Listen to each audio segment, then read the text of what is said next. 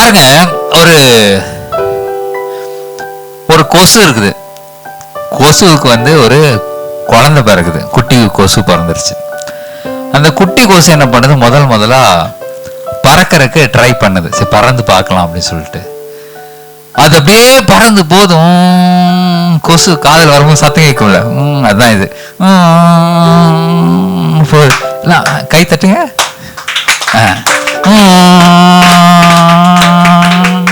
பறந்து போயிட்டு அது அப்படியே அம்மா கிட்ட உட்காருது. அம்மா கொசு இருந்து அதை பார்த்துட்டு கேக்குது, oh how was your first day அப்படின்னு. உனக்கு இந்த உன்னுடைய முதல் நாள் பறந்த அனுபவம் உனக்கு எப்படி இருக்குது அப்படின்னு சொல்லி அது கேக்குது அம்மா. அந்த தாய் கொசு சொல்லுது, நீ இன்னைக்கு தான் ஃபர்ஸ்ட் நீ பறந்து பார்த்துருக்குற, எல்லாம் அப்படியே போயிட்டு எல்லா இடத்துக்கும் போயிட்டு வந்த, உனக்கு எப்படி இருக்குது அனுபவம் அப்படின்னு கேட்டுச்சு. இது வா ஆசம் மம்மி, நான் ரொம்ப சந்தோஷமா இருந்தேன். நான் முதல் பறக்கிறத பார்த்துட்டு யாரெல்லாம் ரசிச்சாங்களோ இல்லையோ எல்லா மனுஷங்களும் கிளாப் பண்ணி என்னைய சந்தோஷப்படுத்தினாங்க, ரொம்ப சந்தோஷமா இருந்துச்சு. நீ இந்த அம்மா பாக்குது, கிளாப் பண்ணாங்களா? அது கொசு பறந்து மனுஷங்க கிளாப் பண்ணாங்களா? ஆச்சரியமா இருக்குது. அதுக்கப்புறம் இந்த அம்மாவுக்கு புரிஞ்சிருச்சு, இந்த கொசுவை அடிக்கிறதுக்குதான் எல்லாம் என்ன பண்ணிருக்காங்க, கைத்தட்டி இருக்காங்க.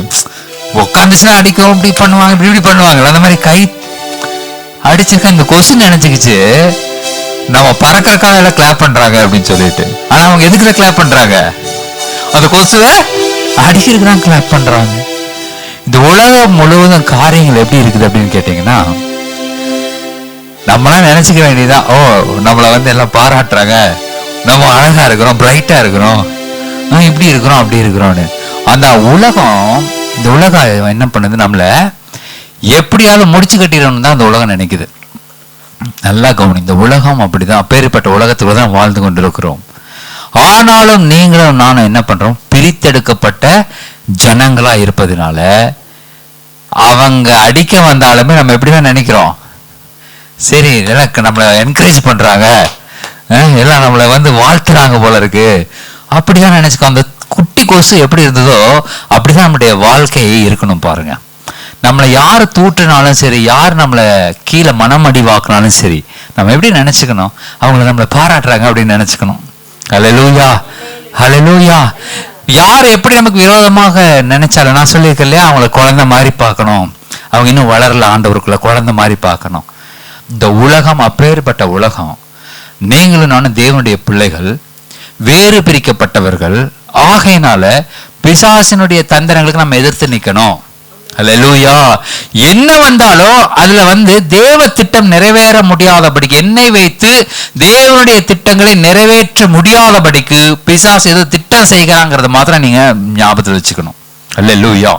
உங்க மனம் அடிவாகுது, கஷ்டப்படுறீங்க, மன வேதனையா இருக்கு, இல்ல யார மேல மனத்தாங்கல் வந்துருச்சு, ஏதாவது ஒண்ணு உங்களுக்கு ஃபீலிங் வந்துச்சுனாவே நீங்க புரிந்து கொள்ள வேண்டியது என்னன்னு சொல்லி கேட்டீங்கன்னா, கர்த்தருக்கு விரோதமாக, கர்த்தருடைய ராஜ்யத்தில நான் பயன்படுறதுக்கு விரோதமா பிசாசு என்னமா சதி பண்றாங்கிறத புரிந்து கொள்ள வேண்டும்.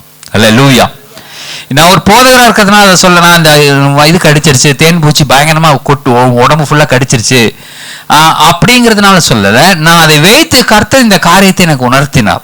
அதனாலதான் இன்னைக்கு இந்த செய்தி, இந்த காரியத்தை நான் பேசிக்கொண்டிருக்கேன். நம்முடைய மனதில் கூட சில கடி விழுந்திருக்கும், சில அடி விழுந்திருக்கும்.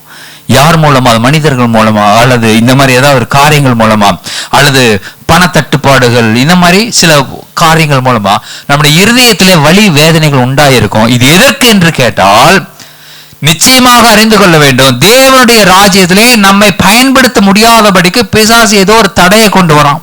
அதை நம்ம புரிந்து கொள்ள வேண்டும். ஹல்லேலூயா. அதனால அந்த போதகரை தேற்றும்படி, அந்த போதகருக்காக ஜெபிக்கும்படியாக கர்த்தர் நேற்று தினத்தில் அந்த வாய்ப்புகள் கொடுத்தார். அதை தடுக்கும்படியாக தான் பிசாசு என்ன பண்றான், நம்மளே சில காரியங்களை தடுக்க பார்க்கிறோம். அப்ப உங்களுக்கு பண தட்டுப்பாடு வருது அப்படின்னா என்ன பண்ணலாம், பணத்தை அள்ளி அரைச்சிருங்க, இருக்கிறதையும் சேர்ந்து 2 காசு இருந்துச்சு விதவிக்கு, என்ன பண்ணா 2ஐயும் சுத்திக்கிட்டாங்க, ஆண்டவர் கொடுத்துட்டார். ஆண்டவர் எங்க இருந்தோ அதை பார்க்கல, எங்க இருந்து பாக்குறாரு,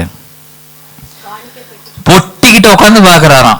நினைச்ச ஒரு பாஸ்டர் காணிக்கு போடவும் பெட்டிக்கிட்ட உட்காந்து பார்த்தா எப்படி இருக்கும், போடுறவங்களுக்கு எப்படி இருக்கும், எவ்வளவு சங்கம், தர்ம சங்கடம்.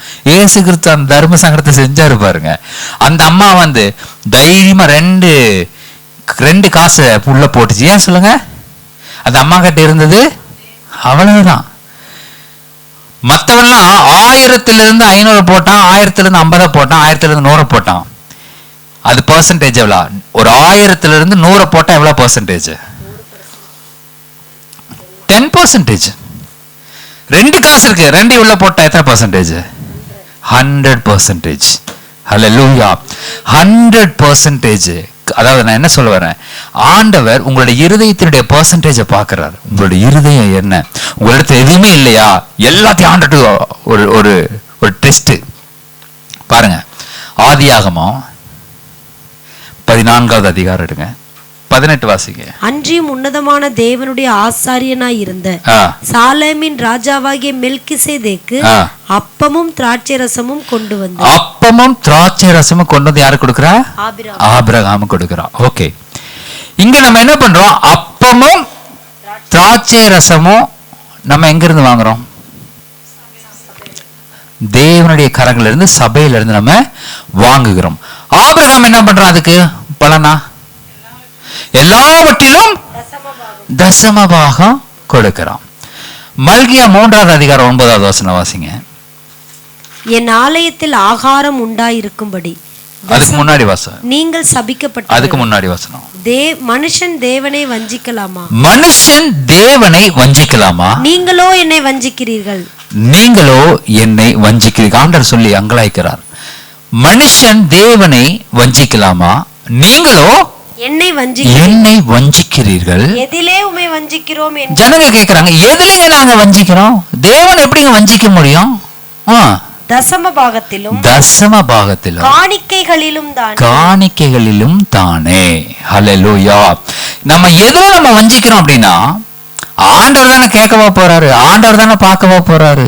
எல்லாவற்றிலும் நம்ம என்ன பண்றோம்? கர்த்தரை வஞ்சிக்கிறோம். அதனாலதான் என்ன உண்டாகுது அப்படின்னா, வசனவாசி அடுத்தது, நீங்கள் சபிக்கப்பட்டவர்கள். இந்த வார்த்தை ரொம்ப ஹார்டான வார்த்தை, ரொம்ப ஹெவியான வார்த்தை. இந்த வார்த்தை வேதத்திலே நமக்காக எழுதப்பட்டிருக்கிறது என்று சொன்னா எவ்வளவு கவனமா நம்ம இருக்கணும், எவ்வளவு கவனமா இருக்கணும். அடுத்த வசனம் சொல்லுங்க. என் ஆலயத்தில் ஆகாரம் உண்டாயிருக்கும் பொருட்டு. ஆலயத்திலா கூட்டத்திலா? ஆலயத்தில். வாசிங்க. என் ஆலயத்தில் ஆகாரம் உண்டாயிருக்கும்படி தசம பாகங்களை எல்லாம் பண்ட சாலையிலே கொண்டு வாருங்கள். அப்பொழுது நான் வானத்தின் பலகணிகளை திறந்து இடம் கொள்ளாமல் போகும் மட்டும் உங்கள் மேல் ஆசீர்வாதத்தை வருஷிக்க மாட்டேனோ என்று அதனால் என்னை சோதித்து பாருங்கள். டெஸ்ட் பண்ணி பாருங்க அப்படிங்கிற. எத்தனை பேர் நம்ம இதை டெஸ்ட் பண்ணி இருக்கிறோம்? எவ்வளவு பேர் நம்ம டெஸ்ட் பண்ணி பார்த்துருக்கிறோம்? ஆண்டவர் சொல்ற, என்ன டெஸ்ட் பண்ணி பாரு, உனக்கு ஆசீர்வாதத்தை வருஷிக்க மாட்டேன்னா என்று என்ன டெஸ்ட் பண்ணி பாரு. நீ உண்மையில இருதயத்தோடு அதை செய்தையா? ஏன்னா ஆபிரகாம் ஆசீர்வாதம் கிறிஸ்து இயேசு மூலமா நமக்கு வரணும் அப்படின்னு சொன்னா, ஆபிரகாமினுடைய ஆசீர்வாதம் நமக்கு வரணும்னா ஆபிரகாம் என்ன செய்தா? எல்லாவற்றிலும் மெல்கிசேதேக்கு தசமபாகம் கொடுத்தான். தசமபாகம் கொடுக்கப்படுகிற அந்த ஆசாரியனும் ராஜாவும் ஆகிய மெல்கிசேதேக்கு இவனுக்கு என்ன கொடுக்கிறான்? அப்பமும் திராட்சை ரசமும் கொடுக்கிறோம். நீ எங்கே அப்பமும் திராட்சை ரசத்தையும் நம்ம வாங்குறோமோ அங்கே நீங்கள் தசம பாகங்களையும் உங்கள் காணிக்கைகளையும் செலுத்தும் பொழுது, நான் உனக்கு வானத்தின் பலகணிகளை திறந்து இடம் கொள்ளாமல் போக மட்டும் ஆசீர்வாதத்தை வருஷிக்க மாட்டேன் என்று என்னை சோதித்து பாருங்கள் என்று கர்த்தர் சொல்லுகிறார். இது சபைகளுக்கு நான் சொல்றேன், இது நம்ம சபைக்குன்னு சொல்லல, நான் பொதுவான சபைகளுக்கு நான் பேசிக்கொண்டிருக்கிறேன். சபைகளை நீங்கள் உங்கள் காணிக்கைகளினாலும் தசம பாகங்களினாலும் நீங்கள் வஞ்சியாதபடிக்கு இருந்தீர்கள் என்று சொன்னால், கர்த்தர் வானத்தின் பலகணிகளை திறந்து இடம் கொள்ளாமல் போகும் மட்டும் உங்களை ஆசீர்வாதத்தை வருஷிக்க பண்ணுவேன் என்று கர்த்தர் சொல்லுகிறார். ஹல்லேலூயா. இதை புரிந்து கொள்ள வேண்டும். இதை புரிந்து கொண்டால் தான் ஆசீர்வாதம். ஆமென். நீங்க டெல்லிக்கு போறதுக்கு ஃப்ளைட் டிக்கெட் வாங்குறீங்க.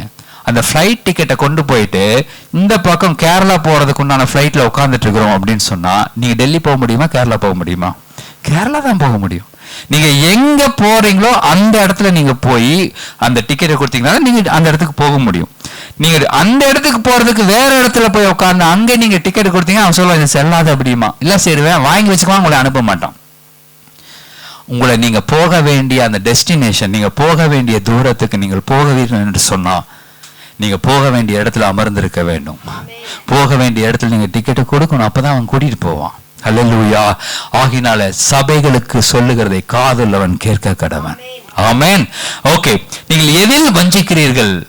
தசம பாகங்களிலும் காணிக்கைகளிலும் தானே. அது உங்களுக்கு என்னவா இருக்கு? சாபமா இருக்குதுன்னு போட்டிருக்கு. இதெல்லாம் நான் பேசவே மாட்டேன், ஆனா ஆண்டவர் என்ன திடீர்னு சொல்றார். Okay, right. தேவனுடைய வார்த்தைகளுக்காக நம்ம கரங்களை தட்டுவோம். நல்ல சத்தமா தட்டோம். ஹல்லேலூயா. Thank you Jesus. Hallelujah. Okay. எடுத்து வாசிங்கள் 1 கொரிந்தியர் 10வது அதிகாரம் 4வது வசனம். எல்லோரும் ஒரே ஞானபானத்தை குடித்தார்கள். எப்படியெனில் அவர்களோட கூட சென்ற ஞான கண்மலையின் தண்ணீரை குடித்தார்கள். ஞான கண்மலையின் தண்ணீரை குடித்தார்கள். ஓகே, இதுதான் இன்னைக்கு நம்ம வாசிக்க போகிற, நம்ம தியானிக்க போகிற வசனம். ஒரே ஞான கண்மலையின் தண்ணீரை குடித்தார்கள். அதுக்கு முன்னாடி வசனம் வாசிங்க. எல்லோரும் ஒரே ஞான போஜனத்தை புசித்தார்கள். எல்லோரும் ஒரே ஞான போஜனத்தை புசித்தார்கள். ஹல்லேலூயா. அவங்க என்ன சாப்பிட்டாங்க? ஞான போஜனம். இது மன்னா. ஞான பானா என்னது? தண்ணீர். அப்போ அது சாதாரண போஜனம் அல்ல, அது சாதாரண தண்ணீர் அல்ல, அது ஞான போஜனமா இருக்கிறது, அது ஞான தண்ணீரா இருக்கிறது. அப்படின்னு என்ன அர்த்தம்? வேதத்துல எங்கெல்லாம் ஞான தண்ணீர், ஞான போஜனம் இதெல்லாம் வருதோ அது ஆவிக்குரிய அர்த்தங்களை கொண்டுள்ளதா இருக்கிறது. அல்லேலூயா. ஞானம்னு என்ன சொல்லுங்க பாப்போம். இயேசு கிறிஸ்துவே நமக்கு ஞானமா இருக்கிறார். ஓகே, அறிவு என்பது இன்டலெக்சுவல் நாலேஜ். நம்ம படித்த அறிவு, நம்ம எதை குறித்து படித்தோமோ, நம்ம என்ன பாடங்களை படித்திருக்கிறோமோ அதை குறித்ததான அறிவு, அல்லது என்ன வேலை செய்கிறோமோ அதை குறித்ததான அறிவு.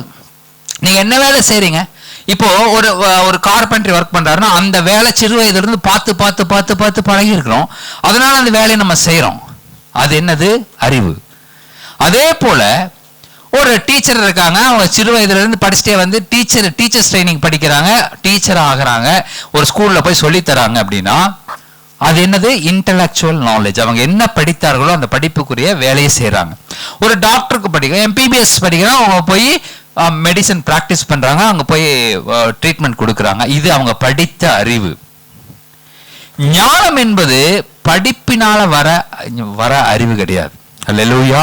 நீங்க படிப்பினால வர்றது ஞானம் கிடையாது. ஞானம் என்பது அது நீங்கள் ஆவிக்குரிய அந்த காரியங்களை பெற்றுக்கொள்வதனாலே உங்களுக்குள்ளாக வருகிற காரியங்கள்லாம் என்னது? ஞானம். ஞானத்தை நீங்கள் படித்து வாங்க முடியாது. பக்கத்துல பசங்க நீங்க படிக்கிறதுனால ஞானம் வராது, படிச்சு வாங்க முடியாது, அனுபவிச்சுதான் வாங்கணும். ஹல்லேலூயா. எப்படி அனுபவிக்கிறது? நான் அன்னைக்கு எங்கேயோ சொன்னேன், எங்க ஞாபகம் இல்லை, நான் சொல்றேன். ஒரு பெண்ணுக்கு மாப்பிள்ளைய பாக்குறாங்க அப்படின்னு சொல்லும் போது முதல்ல என்ன கொடுப்பாங்க? பயோடேட்டா கொடுப்பாங்க. பயோடேட்டா வாங்கிட்டு அந்த மாப்பிள்ளை வந்து பொண்ணோட பயோடேட்டா வாங்கிட்டார். வாங்கி பாக்குறாரு, ஆஹா எவ்வளோ அழகு. அதுல ஒரு போட்டோ இருக்குது, சின்ன போட்டோ.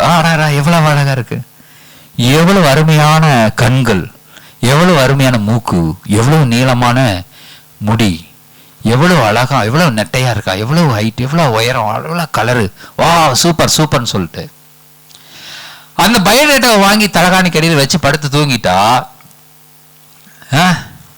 என்ன ஆக போகிறது இல்லை. அந்த வர அந்த பெண்ணை வந்து நம்ம பார்க்க போறதில்லை, எதுவும் பண்ண போறதில்லை. அந்த பயோடேட்டா உள்ள வச்சு தலகாணி கடையில் வச்சு படுத்து தூங்குறதுனால எந்த காரியமும் நடக்க போறதில்லை. ஆனா அதே பெண்ணை திருமணம் பண்ணி கூட்டிட்டு வந்து அந்த பயோடேட்டாவில் என்னெல்லாம் பார்த்தோமோ அதெல்லாம் நேரடியா நம்ம பார்க்கும் பொழுது அது சந்தோஷம் தருமா? பயோடேட்டா சந்தோஷம் தருமா? எதுங்க சந்தோஷம் தரும்? கூட்டிட்டு வந்து நேரடியா வச்சு பார்க்க விடுது. சரி இருங்க உங்களுக்கு சொல்றேன். ஹல்லேலூயா. இது ஞான கண்மலையாகிய அந்த தண்ணீர் அப்படின்னு சொல்லும் பொழுது ஒரு உணர்வு, கிறிஸ்து இயேசுவானவர் மகிமையின் நம்பிக்கையாக நமக்குள் வாசம் செய்து கொண்டிருக்கிறார் அப்படிங்கிறத நினைக்கும் பொழுது ஒரு உணர்வு. நீங்க போய் ஒருத்தங்க தலையில கை வச்சு இயேசுவின் நாமத்தினால் பிசாசு விலகு அப்படின்னு சொல்லும் பொழுது அது கீழே தெரிச்சு விழுந்து பிசாசு விலகி அப்படியே தெளிவா ஒருத்த உட்கார்ந்து இருக்கும் பொழுது உங்களுக்கு ஒரு சந்தோஷம் கிடைக்கும். ஆண்டவர் எனக்குள்ள கிரியை செய்றாரு, அல்லேலூயா, எனக்குள்ள அவர் இருக்கிறாரு அப்படின்னு உங்களுக்குள்ள இருக்கிற அந்த உணர்வு. அல்லேலூயா. இதுதான் சொல்லுவதற்கும் உணர்ந்து கொள்வதற்கும் செய்து பார்ப்பதற்கும் உண்டான அந்த சந்தோஷம். ஆமென். அப்போ இந்த ஞான கண்மலையாகிய இந்த தண்ணீரை குடித்தார்கள், ஞான போஜனத்தை அவர்கள் சாப்பிட்டார்கள் அப்படின்னு சொல்லி நம்ம பார்க்கிறோம். அது என்ன, அது எங்க கிடைச்சது அப்படிங்கறத பார்த்து நம்ம இப்ப முடிக்க போகிறோம். எடுத்து வாசிங்கள். யாத்திராகம் 17வது அதிகாரம் 1-6 வரைக்கும் வாசிங்க.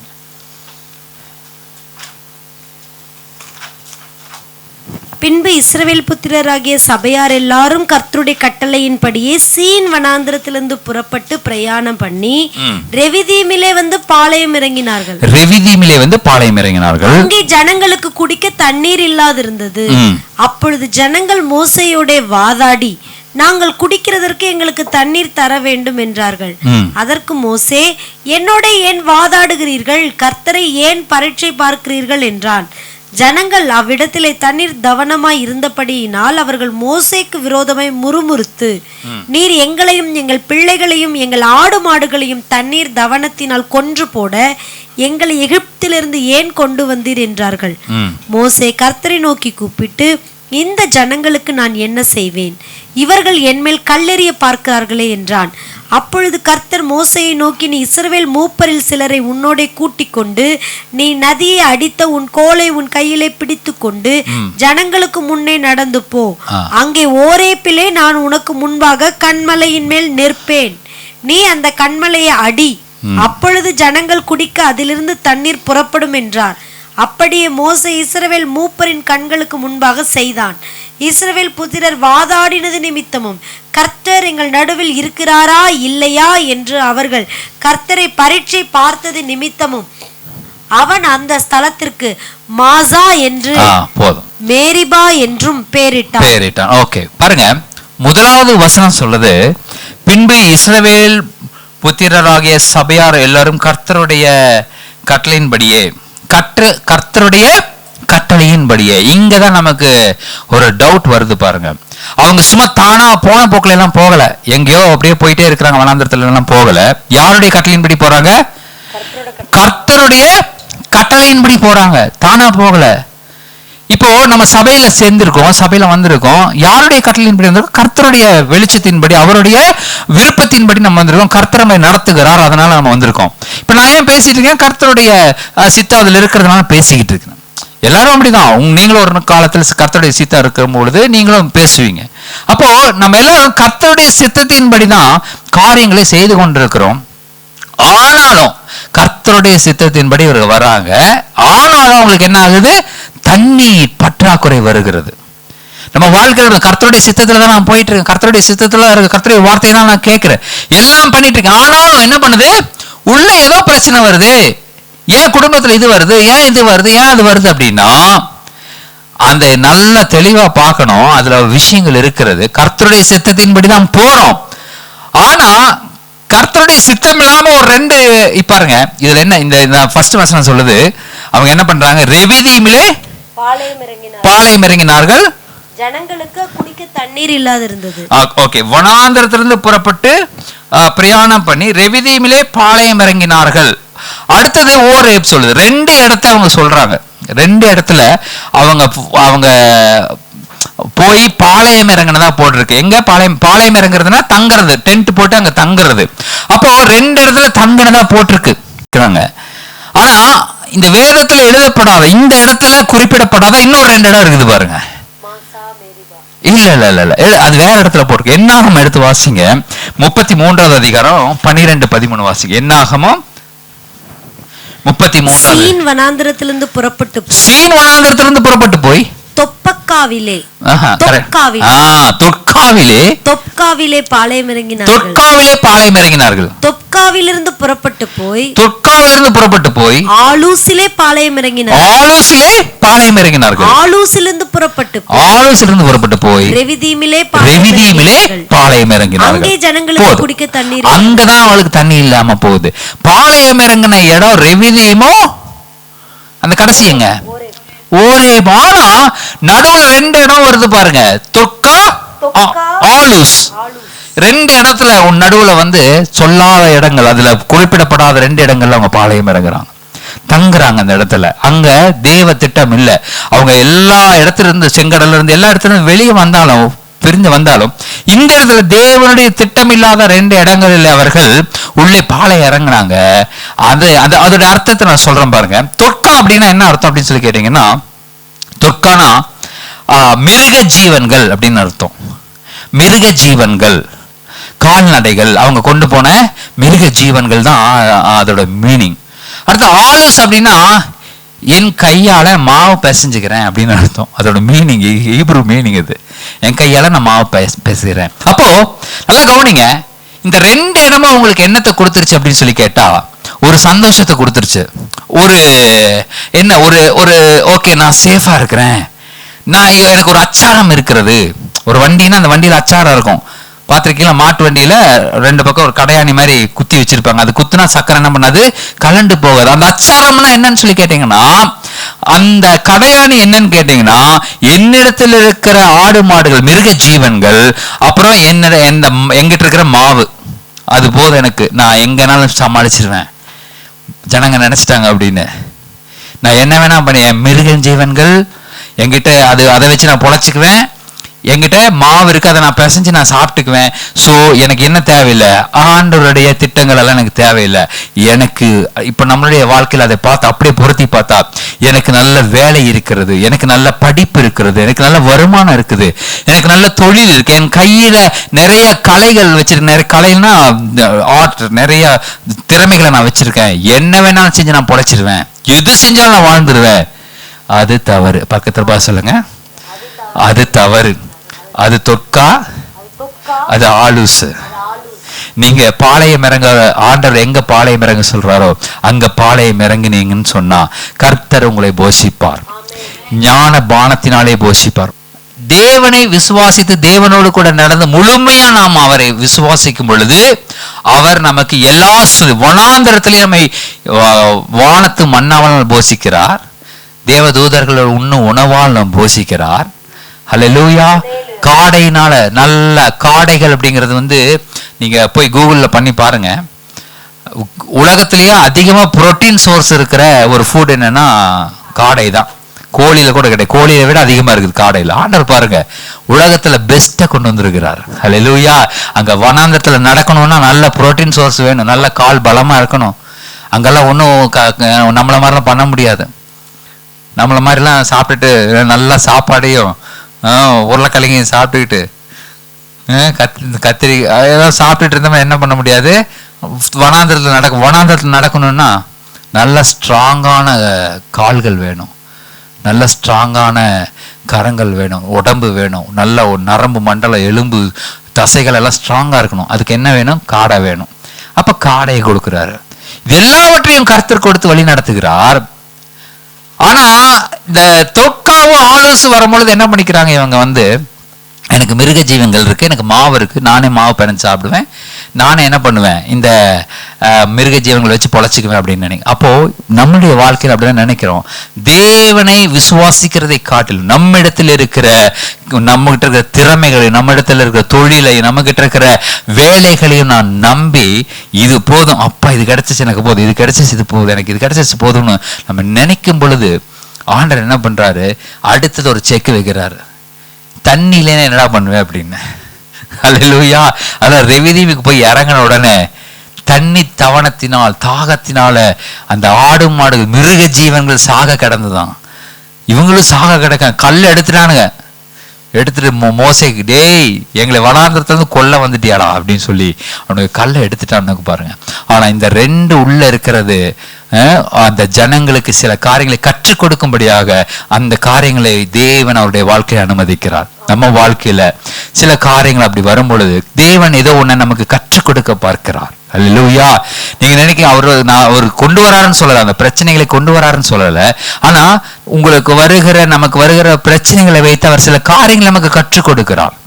சில காரியம் நீங்க கத்துக்கணும் பாருங்க. அல்லேலூயா. எதுக்கு எக்ஸாம் வருது? எக்ஸாம்னு ஸ்கூல்ல வைக்கிறாங்களா, எதுக்கு வருது? நீங்க என்ன கத்துக்கிட்டீங்களோ அதோட அதை உங்களுக்கு என்ன லெவலுங்கிறத நீங்க பார்க்க. சிலருக்குலாம் எக்ஸாமே பிடிக்காது. ஒரு போட்டோ ஒன்று பார்த்தேன் வாட்ஸ்அப்ல, ஏதோ ஒரு குரூப்ல யாரும் அனுப்பிச்சிருந்தாங்க. ஒரு மனுஷனோட போட்டோவை பார்த்தா, பேர் வேற மறந்து போச்சு.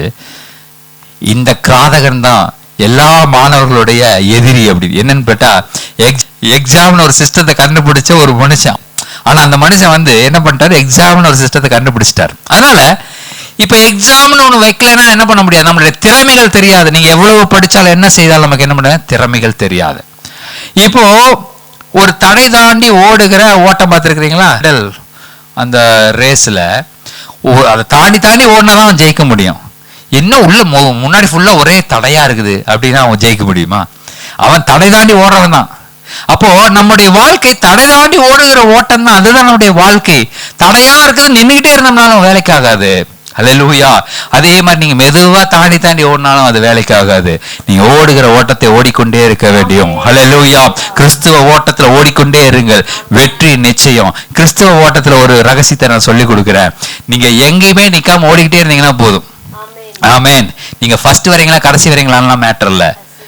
நீங்க எவ்வளவு மெதுவா போனாலும் சரி ஓடி முடிக்கணும், அவ்வளவுதான். ஹல்லேலூயா. நீங்க முடிச்சீங்கன்னா உங்களுக்கு கிரீடம் ரெடியா இருக்குது. ஆமென். நீங்க முடிப்பீங்கன்னு சொல்லி உங்க கிரீடத்தை அங்க வச்சுட்டே நிக்கிறார் ஆண்டவர். ஹல்லேலூயா. உங்க கிரீடம் அவர்கிட்ட இருக்குது, அவர் அங்க வச்சுட்டு நிக்கிறாரு. இங்க நின்னா வாங்க முடியாது, ஓடினாலும் வாங்க முடியும். ஹல்லேலூயா. ஆகையினால் கிறிஸ்துவ ஓட்டத்தில் எங்கேயுமே தயங்கி நின்றாதீங்க, ஓடிக்கொண்டே இருங்கள். தேவனுடைய வார்த்தையை கேட்டுக்கொண்டே இருங்கள். கர்த்தர் உங்களை சரியான பாதையில நடத்தி சரியான தடை தாண்டே ஓட செய்து கடைசியில் அந்த ஜீவ கிரீடத்தை உங்களுக்கு அவர் கொடுக்க அவர் போதுமானவராக இருக்கிறார். ஹல்லேலூயா. ஆகையினால இந்த ஆலோசனையும் தொற்காவையும் கண்டு பயந்து விடாதீர்கள். அதை கண்டு அது வந்து எனக்கு இந்த வேலை போயிருமோ, இந்த வேலை கிடைக்காதோ, அல்லது இது பண்ணாதோ அது பண்ணாதோ, அந்த வேலை உங்களுக்கு முக்கியம் இல்ல. பக்கத்துல பாருங்க, உங்க வேலை உங்களுக்கு முக்கியம் இல்லைங்க, உங்க தொழில் உங்களுக்கு முக்கியம் இல்லைங்க. தேவனை நோக்கி பாருங்க.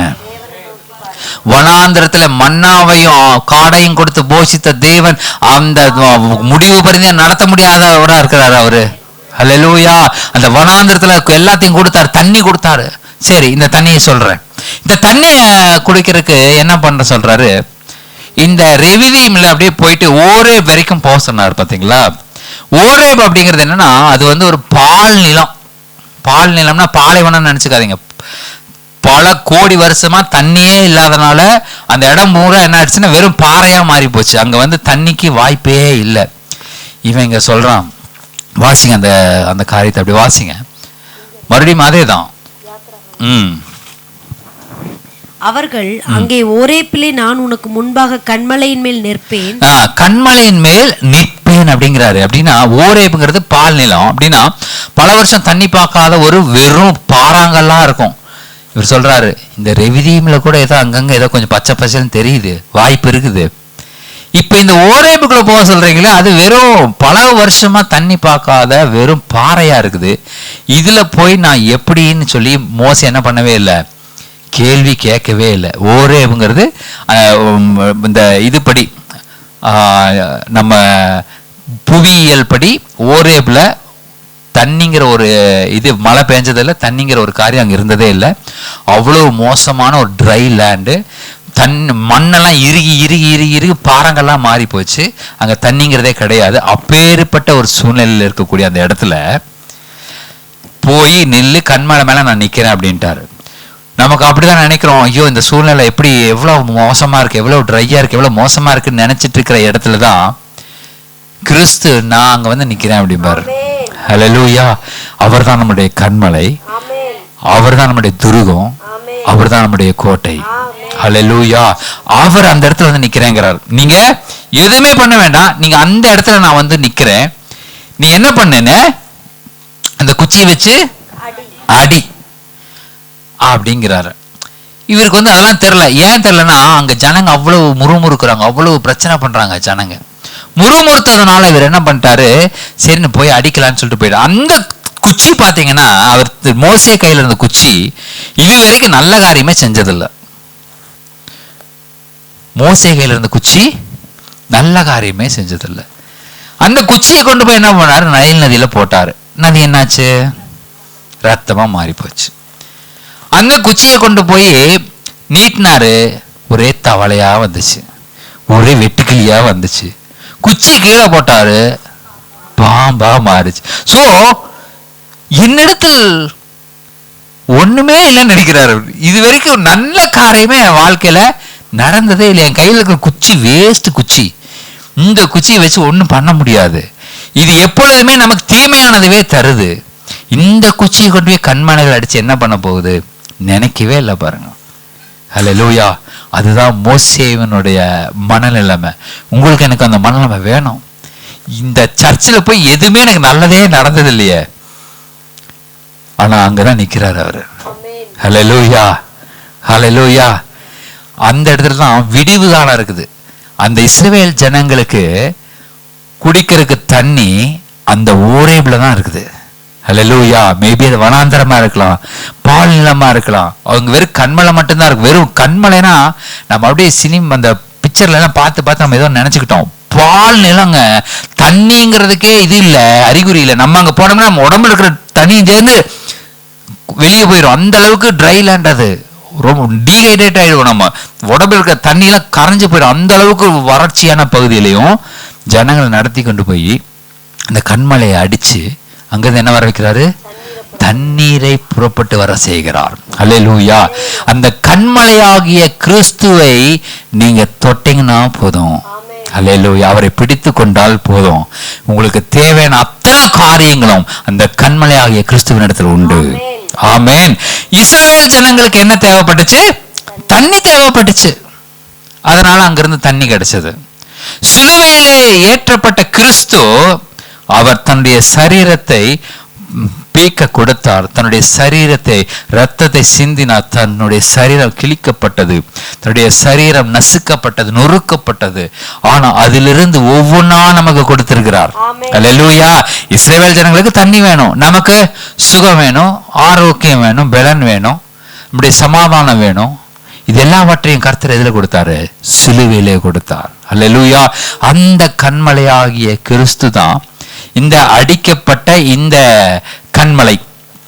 இந்த கண்மலையிலிருந்து தண்ணி பிரிந்து வருகிறது. அல்லேலூயா.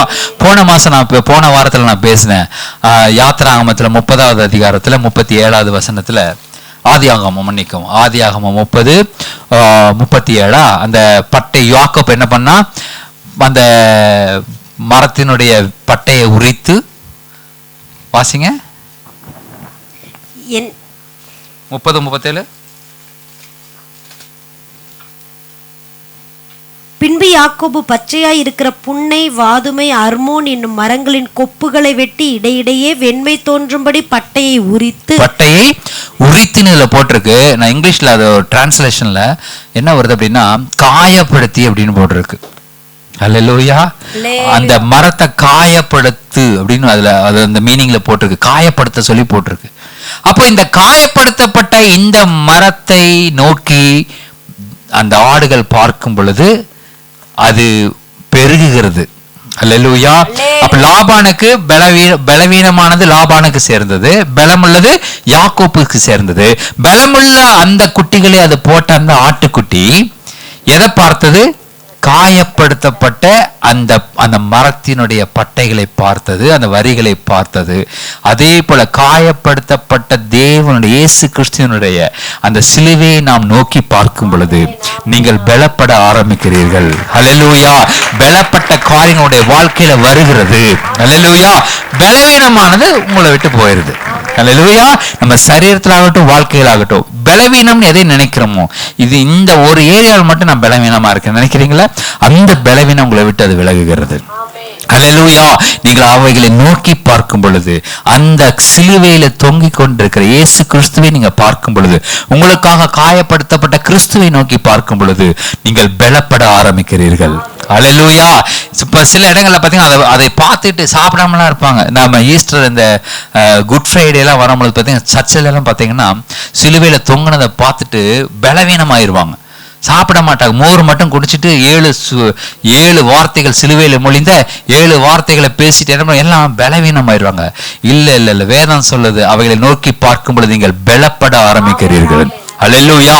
ஏன்னா நமக்காக தான் அவர் சிலுவையிலே அடிக்கப்பட்டிருக்கிறார். அல்லேலூயா. ஆகையால் நமக்காக அடிக்கப்பட்ட அந்த கிறிஸ்துவை நோக்கி பார்க்கும் பொழுது நாம் பலப்பட ஆரம்பிக்கிறோம். ஆமென். இதுதான் அந்த சிலுவையில் தொங்கின இயேசுவினுடைய அந்த காரியம். அவர் தான் அந்த கண்மலையாகிய கிறிஸ்து. அதை தான் இந்த ஜனங்க என்ன பண்ணாங்க?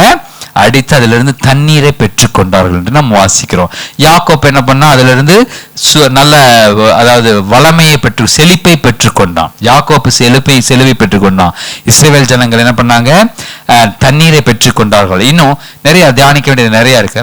ஒவ்வொரு காரியத்துக்கும் கிறிஸ்து தன்னுடைய சரீரத்தை சிலுவையிலே கொடுத்ததினாலே நீங்களும் நானும் பெற்றுக்கொண்ட காரியங்கள் அநேகமாயிரமாய் இருக்கிறது. அல்லேலூயா. எடுத்து வாசிங்க 1 பேதுரு 2வது அதிகாரம் 6வது வசனம். 1 பேதுரு 2:6.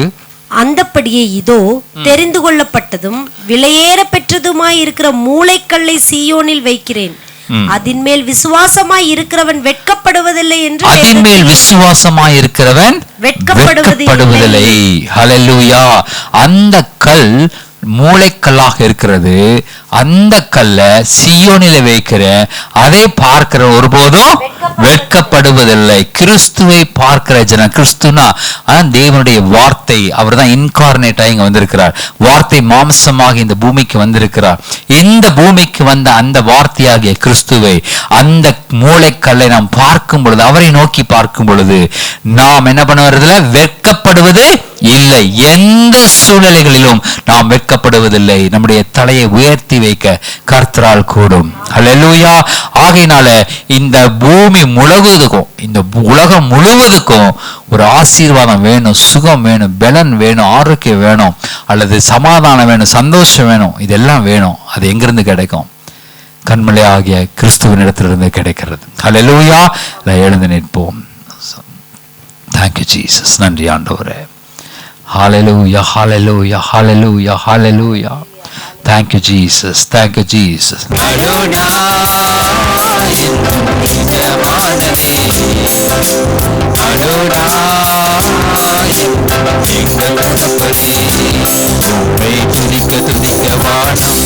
எனக்காய் திறக்குதே உம்மை பாட பாட மகிமை வேகமாய் இறங்குதே. துதிக்க துதிக்க வானம் எனக்காய் திறக்குதே உம்மை பாட பாட மகிமை வேகமாய் இறங்குதே. Adonai Adonai Adonai Adonai ஆழ்பவரே.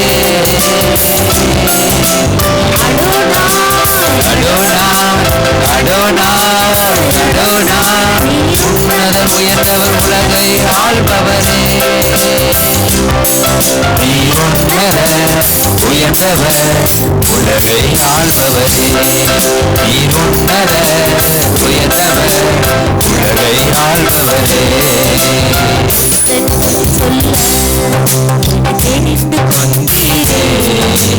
உந்தன் மகனாய் என்னை நேற்று அபிஷேகம் தந்தவரே. உந்தன் துதி சொல்ல என்னை தெரிந்து கொண்டவரே.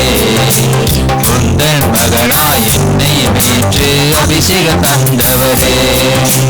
வெண்கல கதவுகளை எனக்காய் தெரிந்தவரே.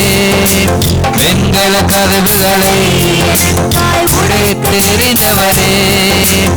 இரும்பு தாழ்பாலை முறித்து பொக்கிஷ தந்தவரே. இரும்பு தாழ்பாலை முறித்து பொக்கிஷ தந்தவரே.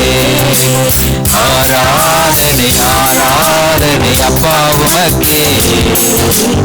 ஆராதனை ஆராதனை அன்பே உமக்கே. ஆராதனை ஆராதனை அப்பா உமக்கே. ஆராதனை ஆராதனை அன்பே உமக்கே. அடோனாய் எஜமானனே. அடோனாய் எங்கள் தகப்பனே. அடோனாய் எஜமானனே. அடோனாய் எங்கள் தகப்பனே. மெய் துதிக்க துதிக்க வானம் எனக்காய் திறக்குதே. உம்மை பாட பாட மகிமை வேகமாய் இறங்குதே. மெய் துதிக்க துதிக்க வானம் எனக்காய் திறக்குதே. உம்மை பாட பாட மகிமை வேகமாய் இறங்குதே.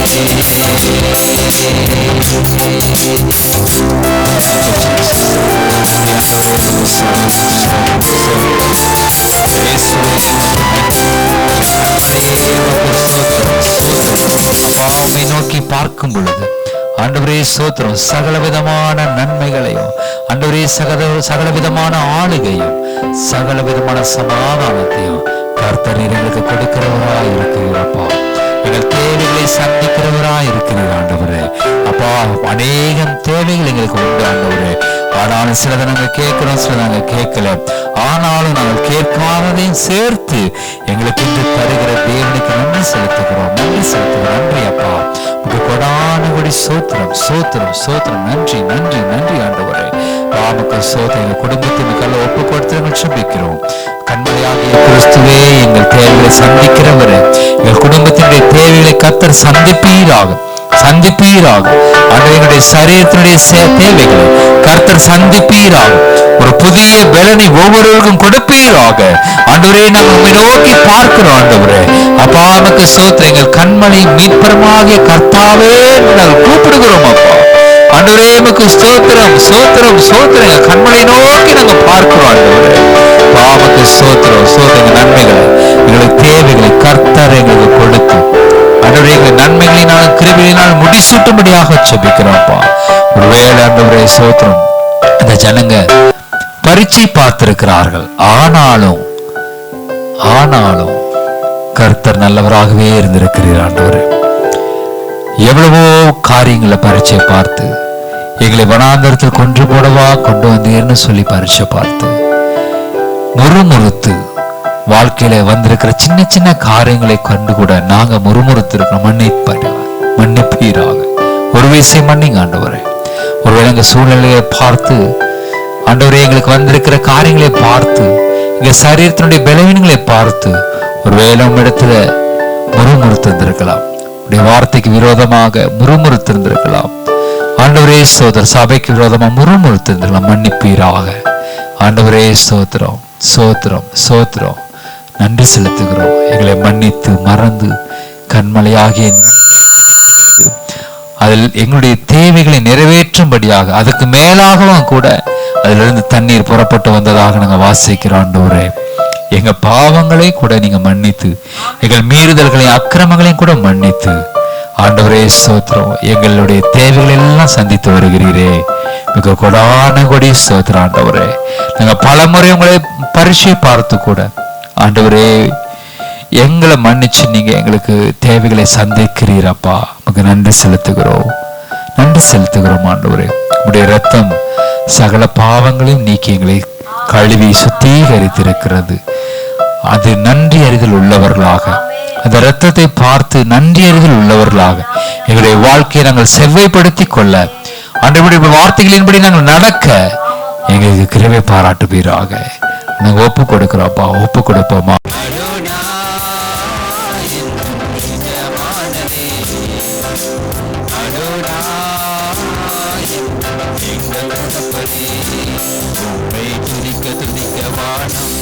எனக்காய் திறக்குதே உம்மை பாட பாட மகிமை வேகமாய் இறங்குதே. துதிக்க வானம் எனக்காய் திறக்குதே உம்மை பாட பாட மகிமை வேகமாய் இறங்குதே. Adonai Adonai Adonai Adonai ஆழ்பவரே.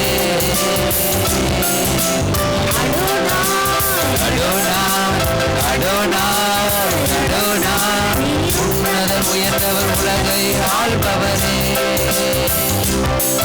நீர் உயர்ந்தவர் உலகை ஆள்பவரே. நீர் உயர்ந்தவர் உலகை ஆள்பவரே.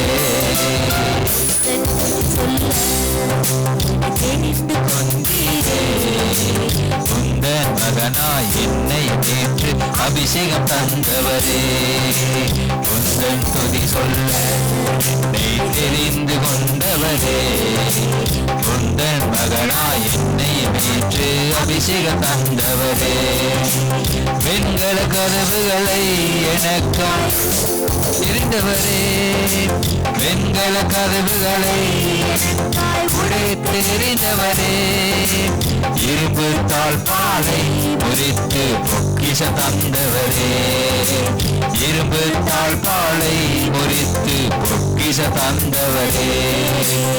ஆராதனை ஆராதனை அப்பா உமக்கே, ஆராதனை ஆராதனை அன்பே உமக்கே, ஆராதனை ஆராதனை